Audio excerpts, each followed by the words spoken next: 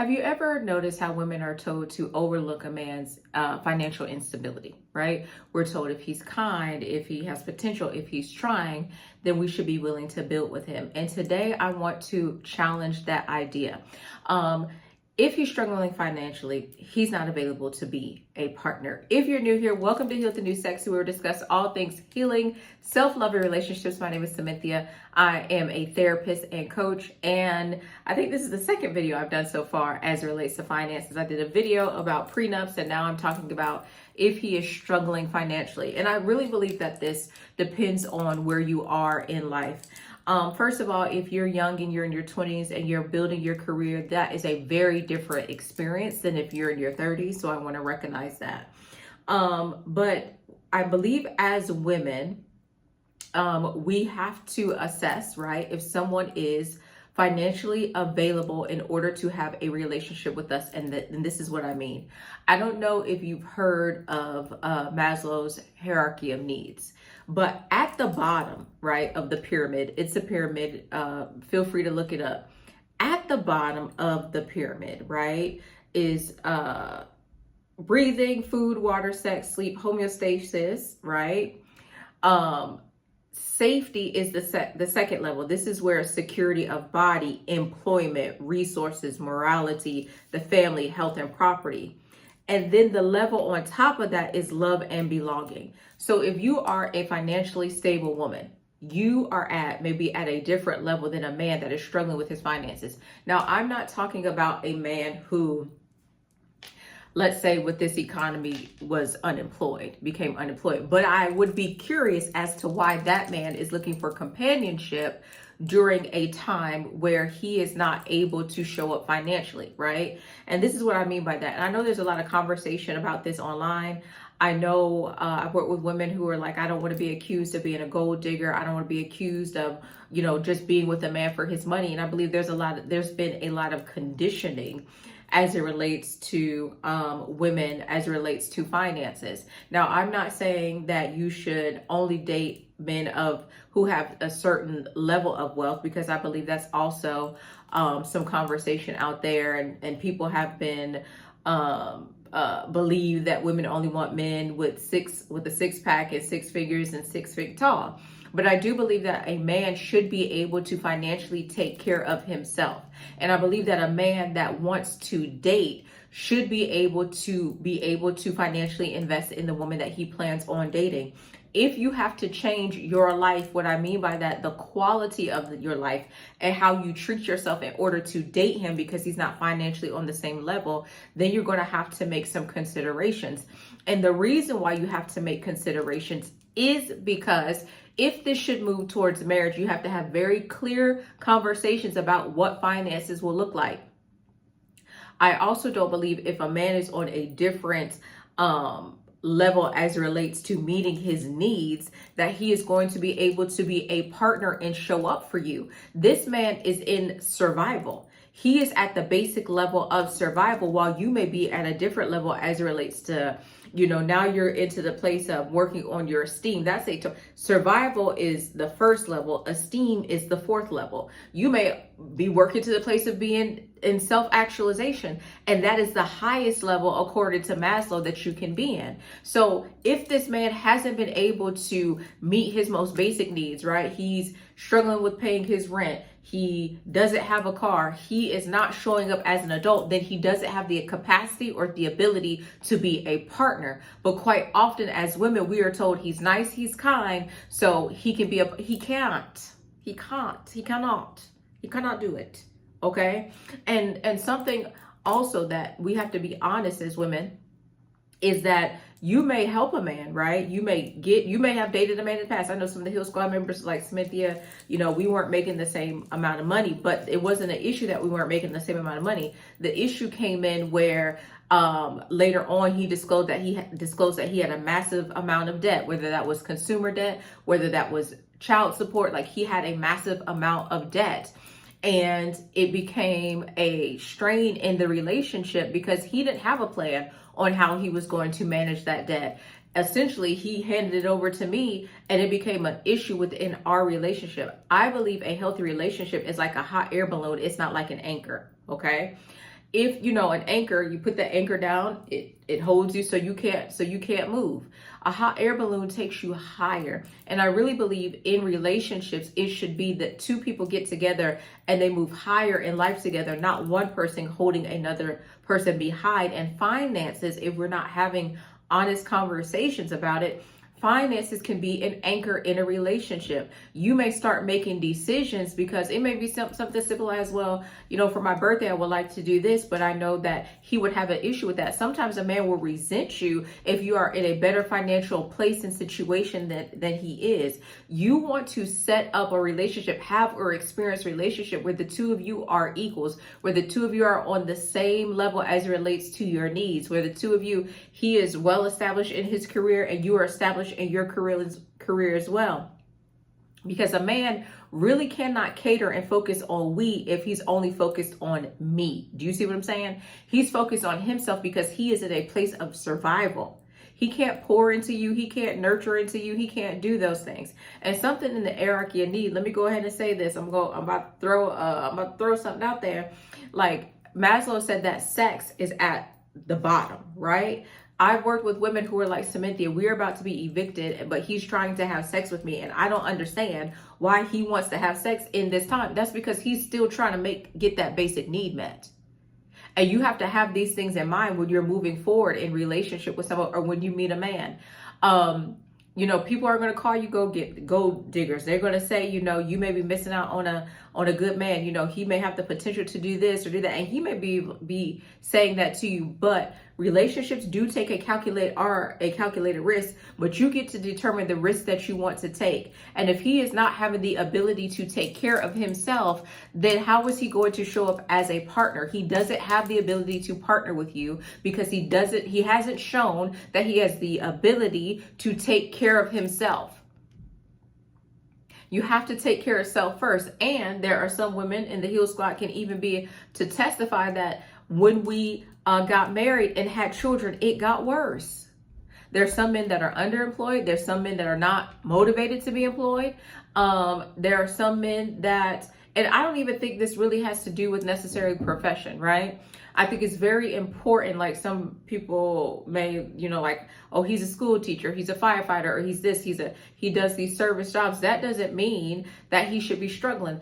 I want you to begin to question, why would a man financially struggling in his life want to focus on romance when he can't take care of himself as an individual? And I'm going to tell you why, because he plans and he's intentional or being intentional about subsidizing his life and his well-being in the romantic relationship with you. That's what it's about. It's about, okay, she's doing well. And so I'm going to be in a relationship with her. And if you allow him to minimize the dating experience for you, because you should have a dating experience. It's not a matter of you asking for too much. Now, there's a difference between a man being frugal and a man not having means, okay? But I see a lot of ladies making compromises, really settling as it relates to their dating. Meanwhile, you're giving that man access to everything that you have: your mind, your soul, your spirit, your body, your influence, your car. Gotta reach down in my purse to pay your way and your homeboy's way, and sometimes your cousin's way. They don't ever have to pay. I think you better. Okay, right? That's the problem. Romantic partnership is at the upper half of the pyramid. If he doesn't have the bottom part of the pyramid taken care of, he cannot be higher, right? He doesn't have the ability for intimacy. He doesn't have the ability to be emotionally available, right? What you're building, what you're doing is you are connecting yourself to a person that's in survival. That's what you're doing. You're not building a future. And I'm going to say it's not a character flaw in this man. Well, I'm going to say it may or may not be a character flaw. But I'm asking you, why are you sticking around to explore whether or not it's a character flaw? If he doesn't have the ability to take care of himself, he may be a good man, he may be all of the things, but you don't have to, as a woman, you don't have to link your life to a man who has demonstrated not having the ability to take care of self first. Because if you can't take care of if he can't take care of himself, he can't take care of you, and if you have children. All right. So if you're worried about, let's talk about this. If you're worried about making rent, keeping the lights on, paying debt collectors, finding employment, or keeping a roof over your head, your brain is constantly scanning for threats. That is a threat to your nervous system. Your nervous system is focused on security. And there are some people that bypass it, and they're looking for relationships in order to find the security. Okay, this is why so many women find themselves in relationships where they are carrying everything: the emotional labor, the planning, the nurturing, the financial burden, the encouragement, the stability. I saw a young lady online saying, I'm married and I'm working 2 jobs. My husband doesn't work. And she said there's no emotional intimacy. He's not emotionally available. All he does is play video games. Now, I know this is drastic because the men I grew up with were in the military. I remember my father was in the military. He was in the 101st Airborne, and he also used to drive and deliver pizzas for Donato's. I don't know if they still have Donato's, but that's where that he worked. The gentleman next door, his name was Mr. Pete. Mr. Pete was also in the military, but he also used to build Harley Davidsons for him, and he would sell them, right? These were men that weren't, they worked. They wanted to take care of their family. And for some women, one of your values in a partner is him being able to take care of you, especially if you're going to have children. All right. And when you're in a situation with a man in which you are taking on the financial responsibility, you start feeling like a parent versus a partner. You do not want to set up or accept a situation in which you have to become a mother. You are his partner, not his mother. If he is not taking care of himself right now, I know men that go from one woman to another. They move in with this woman, they break up, they move in with this woman, right? Because that's how they've decided to take care of themselves, through women. The women are successful, right? Capable, educated, intelligent women. And they go from woman to woman. Now, this is the thing. People experience hardship. I experienced a financial hardship last year when I got diagnosed with breast cancer, and I had to come up out of my pocket. Right? But what I'm talking about is chronic instability.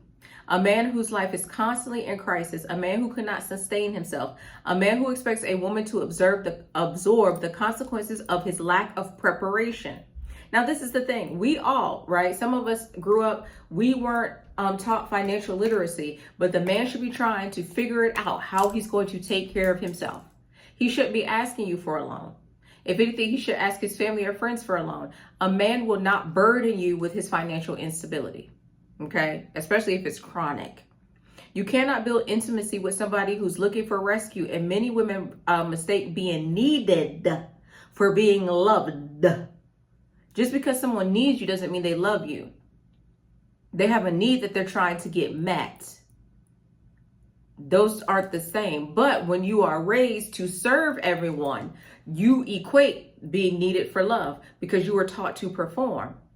So it makes you feel good. It makes you feel validated when you're able to show up in this way for people. But if you're looking for partnership, it can't be that way. Okay?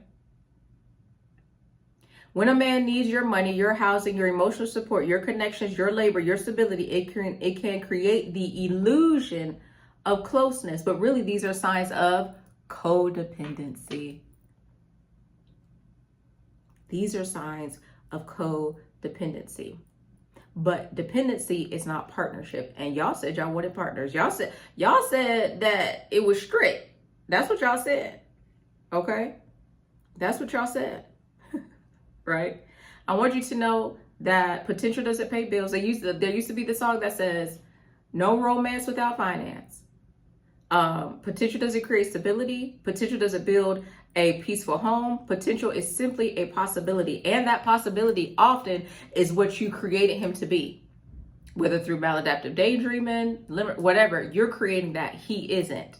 You have to be mindful of men that do not want to take care of themselves. That may be evidence of a mother wound. That may be evidence even of entitlement, that I'm entitled to the labor of women. I'm entitled to the financial resources of women. You know, there are some men, and let me tell you this.